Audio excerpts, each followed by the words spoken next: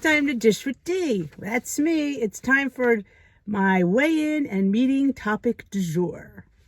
Yes, it's Saturday, so today's the day I get weighed, and the scale was actually kind to me today. A little bit shocked, I won't lie. It was exactly the same.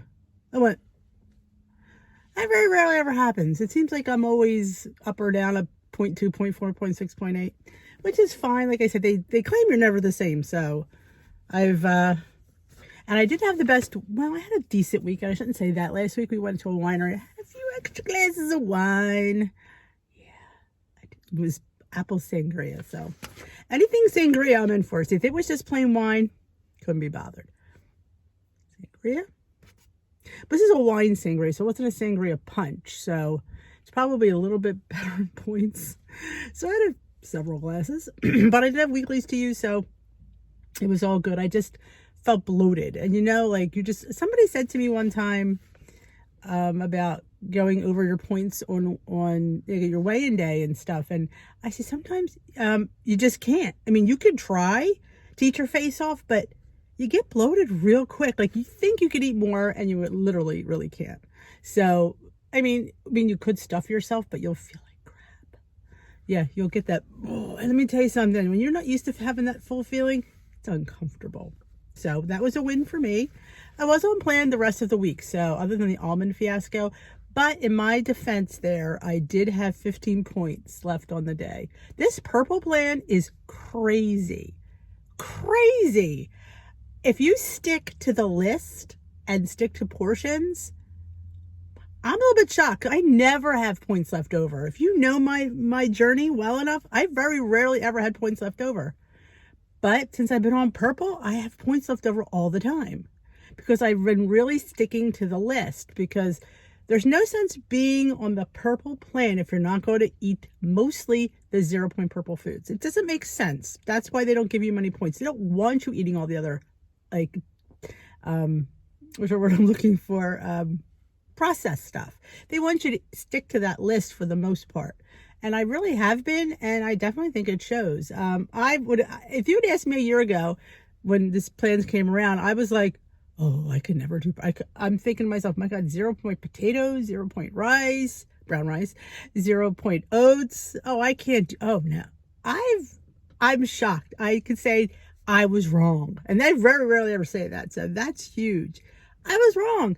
And the lady I work with, Debbie, I'm not sure she watches my vlogs, but she's lost, I think, 75 or 80 pounds on purple. She looks amazing. She's got this little itty bitty waist now. I'm like, well, I hadn't seen her all summer. I haven't seen her actually since, we left school in March and we came back in September, and she was going to my meetings, and I was like, wow, she stuck to the plan over COVID.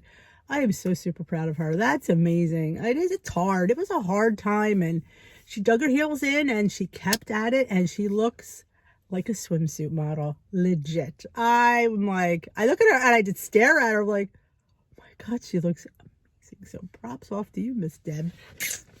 All right. Let's look at the recipe first. I didn't bring my glasses out, so this ought to be real interesting. Creamy feta spread. I love feta. If you know me, I love feta cheese. 4 points on all plans. So what are they mixing? Chickpea. No, see? No glasses said chickpeas. It says red peppers. Roasted red peppers. Cream cheese. Fat-free. I don't like the fat-free feta. I'm sorry. I don't. I like the full fat feta in the brine. Doldone or Doldona or something. Comes in a container. It's the best feta you've ever eaten and ever will eat, and you will never go back to any other feta. That's just how I roll. I use less because it's that much good. It's that good. You don't need a lot. This sounds really, really good. I love spreads. Oh my God, they have those crackers. Those little olive and fig crackers. I was eating those last week. Another reason why I was a little bit nervous. But yeah, I'll definitely screenshot this. It looks delicious. I love dip. We have dip Sunday here during football season because it's just easier because they want to watch football. And I live with a bunch of men, as you know.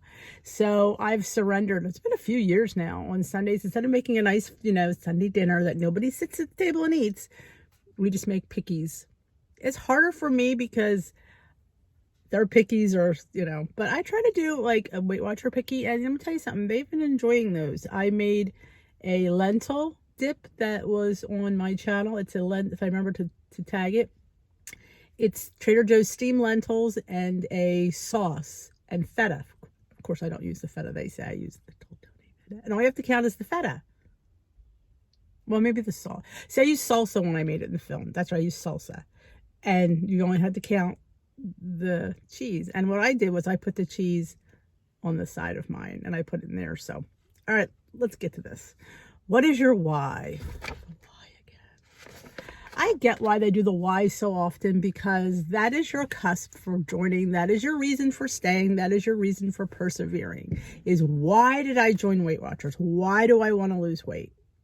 They tell you should really write it on your refrigerator to remind yourself when you want to go for that snack. Why? I want to lose weight to be with my kids. I want to lose weight so I feel healthier. I want to lose weight because my blood sugar is up. I want to lose weight because I have high blood pressure. I want to lose weight. My end was I wanted to live because I was seriously stricken. Oh no, I had severe sleep apnea. Severe. And my doctor told me when I finally got in there, because I didn't think it was that bad. You never think it's that bad. I mean, you feel like crap, but you just feel like, that's how you're supposed to feel. That if I didn't seek help, I would have been dead on this report within 6 months. That's scary when somebody tells you that, like, if you didn't get help, you wouldn't be here in 6 months. And then I was probably, I don't think I had turned 50 yet. I was right around there. And it's like, wow. So I'm living a life I shouldn't be here. If I didn't get help, you wouldn't be seeing D. So I'm like a cat. I'm on my next life. So I'm making my stamp in the world now. I had really bad arthritis in my lower back. 2, 3, and 4 I used to get injections. I was in pain all the time. And I used to think, oh, it's arthritis. I'm supposed to be in pain. That's what arthritis does. True enough.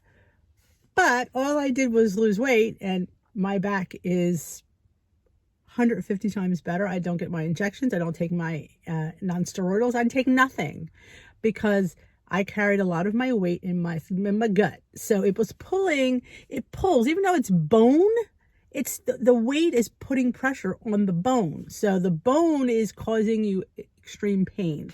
So I, again, used to think, wow, it's arthritis. Yeah. You lose some weight, all of a sudden, everything is better. So that is my why.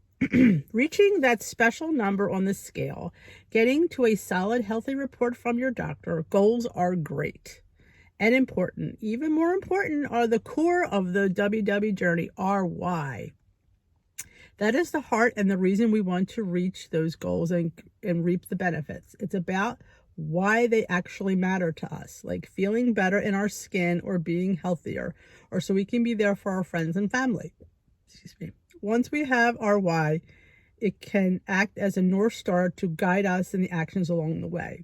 So it's kind of like they want you to keep that. And let me tell you something, sometimes your why changes, because if you're still on plan and like, see, I'm living, so that my why is now want to continue to live, want to continue to, plus when you feel better, and I say this all the time, you don't know how good you feel until you know what good feels like.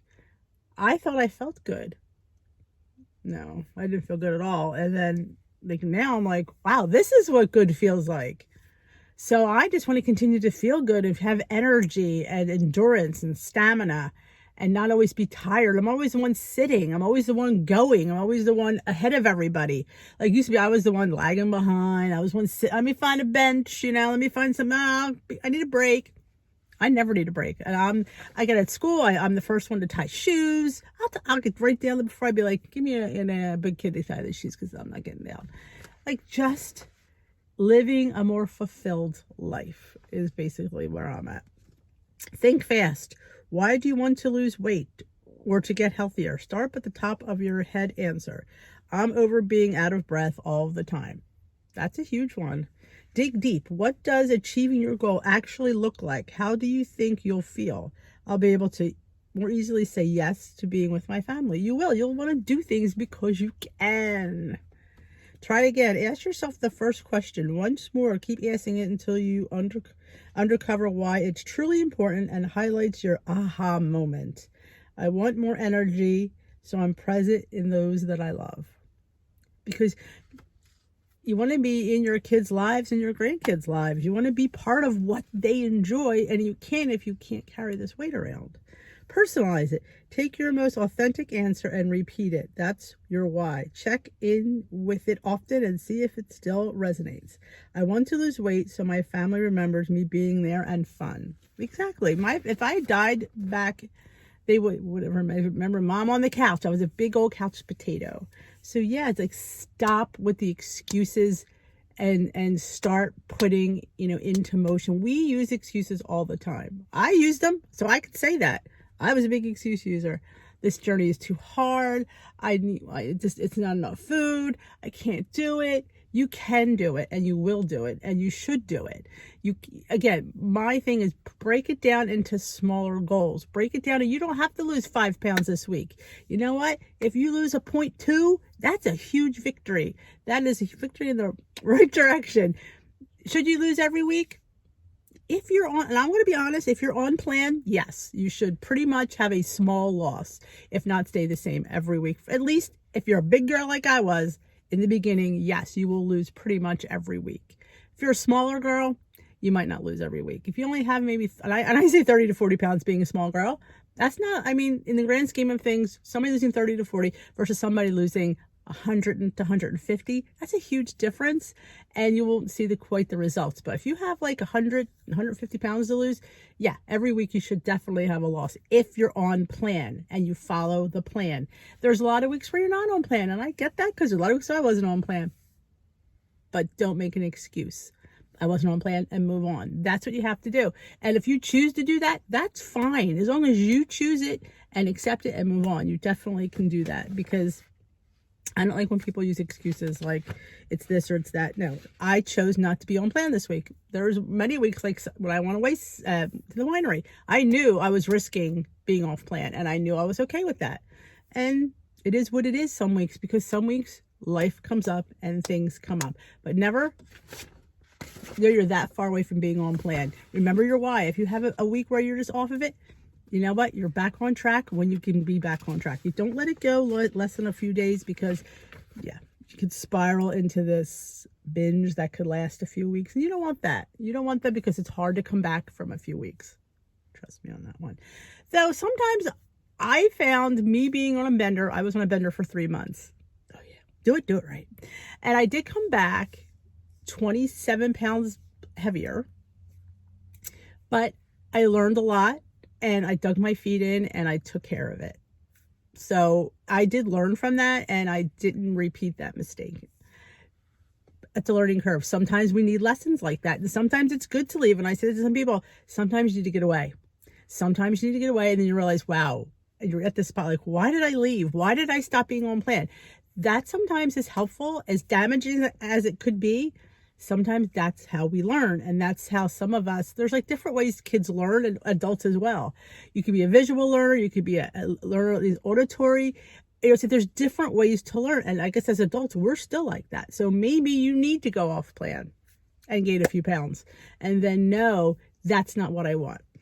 So I do, because I did it. So it helped me a lot. And without doing that, if I didn't do that, I don't think I'd be here today. Honestly, I don't, because I was in that not care mode, and I had to basically hit bottom again, because sometimes that's how we do it. But that's it. Let me know what your why is in the comment section. I want to hear your why. You heard my why. I want to hear your why. And if you enjoy these weigh-in videos, give them a thumbs up. And if you haven't already subscribed, there's a subscribe button. I encourage you to subscribe, hit the notification bell, hit it where it says all. You get all notifications when I upload, when I go live. Who doesn't want to know that?